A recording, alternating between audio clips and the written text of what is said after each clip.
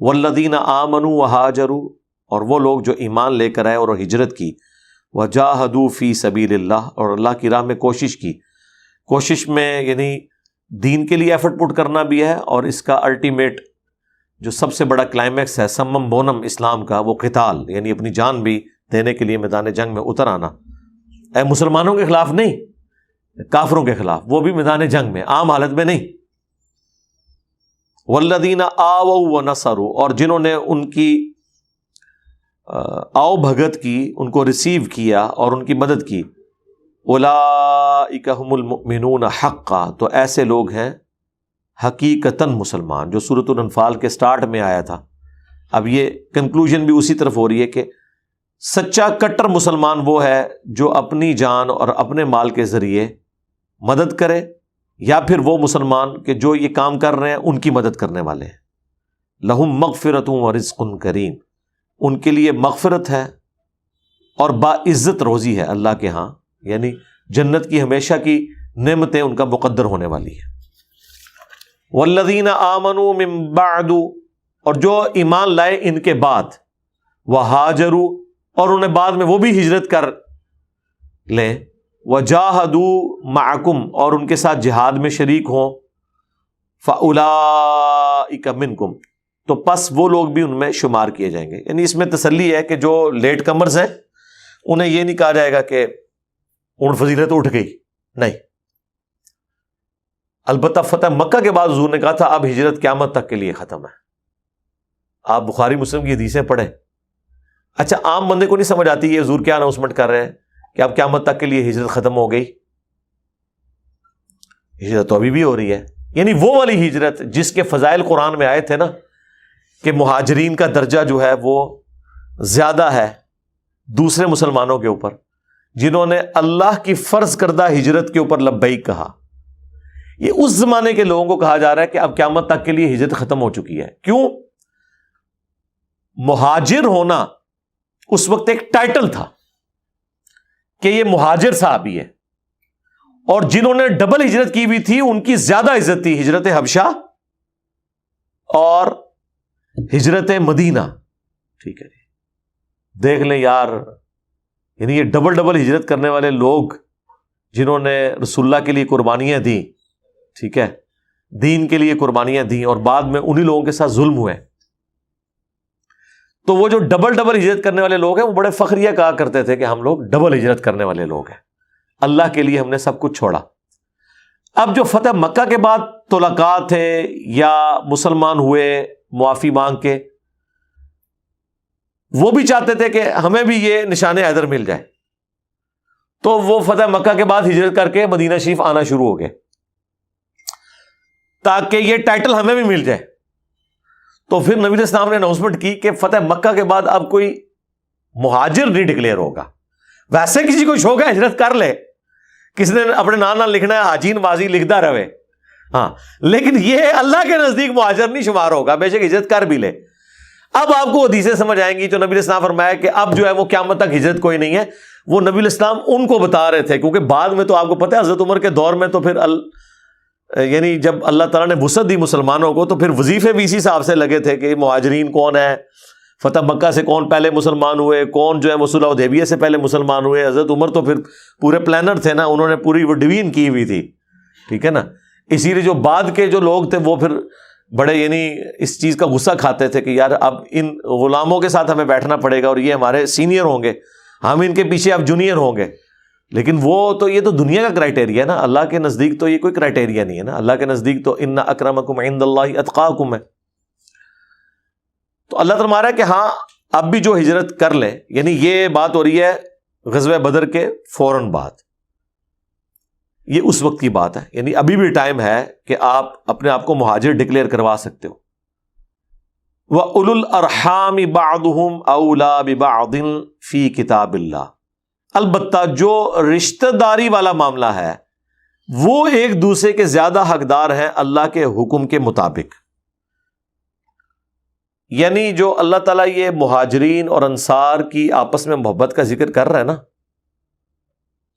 اس کے ساتھ یہ چیز اوور لک نہیں ہونی چاہیے کہ ابھی بھی جو رحمی رشتے ہیں نا، یعنی جو خون کی رشتہ داری ہیں، وہ ٹاپ پرائرٹی پہ ہیں، بشرطے کہ وہ اہل ایمان ہو. یہ ذہن میں رکھیے گا. یعنی ایک مومن ہے اور آپ کا رشتہ دار ہے، اس کا حق اس مومن کی نسبت آپ پر زیادہ ہے جو آپ کا رشتہ دار نہیں ہے.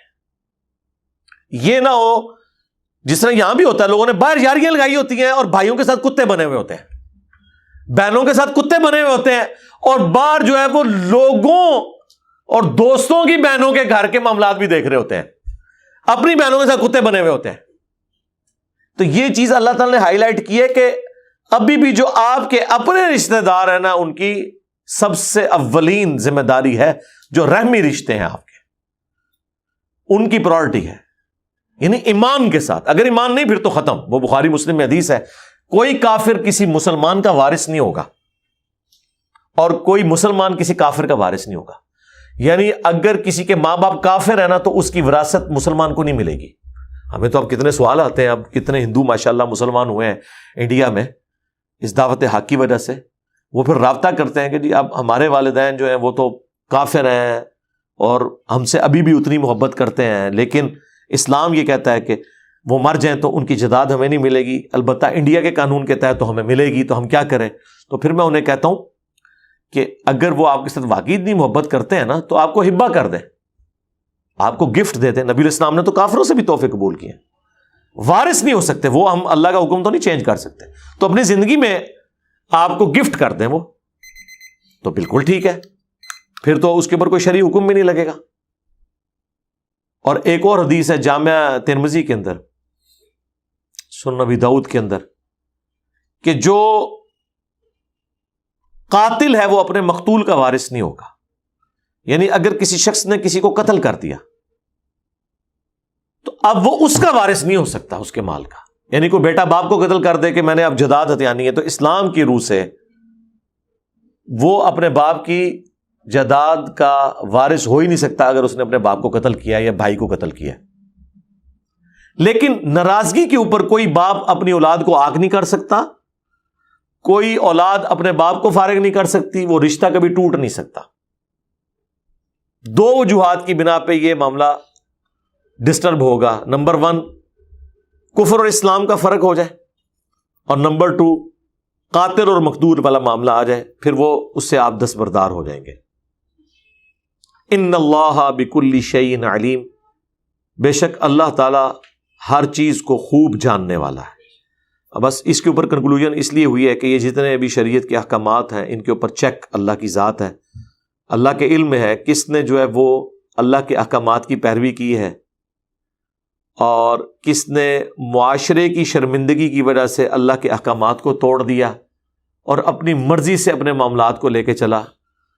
یہ دنیا میں تو کوئی لبادہ اوڑھ سکتا ہے، آخرت میں اللہ تعالیٰ نے تو فیصلے کرنے ہیں دلوں کے اوپر. جو مسلم شریف میں حدیث ہے، اللہ تعالیٰ تمہاری شکلوں اور مال کو نہیں دیکھتا، دلوں اور اعمال کو دیکھتا ہے، اور ہر چیز اللہ تعالیٰ کے علم ہے.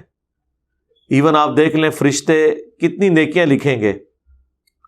جو صحیح مسلم میں حدیث ہے، ایک قاری کو، ایک شہید کو اور ایک سخی کو بلایا جائے گا، اللہ تعالیٰ سب کو نعمتیں گنوائے گا اور اینڈ پہ پوچھے گا کہ تم نے میرے لیے کیا کیا. شہید کہے گا جان دے دی، اللہ فرمائے گا جان تو نے اس لیے دی تھی کہ تجھے لوگ بہادر کہیں تو دنیا میں تیری تعریف ہو گئی، اوندھا منہ کر کے جہنم میں.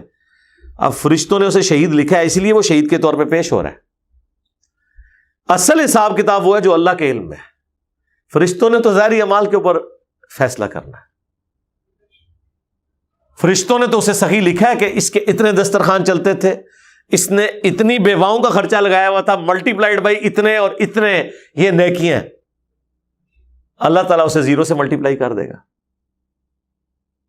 فرشتوں نے بھی اشتہارات پڑھ کے لکھا ہوگا کہ یہ استاذ العلماء، ٹھیک ہے جی، اور یہ جو ہے وہ امام المفسرین اور امام المناظرین اور پتہ نہیں کیا کچھ ہے، ٹھیک ہے. لیکن اللہ تعالیٰ فرمائے گا تو نے اس لیے یہ علم کا تدریس کا سلسلہ کیا کہ لوگ جو ہیں وہ تجھے کہیں کہ یہ بڑا علم والا ہے. تو تینوں کو اوندھا منہ کر کے جہنم میں ڈال دیا جائے گا. والعیاذ باللہ تعالی. اللہم لا تجعلنا منہم.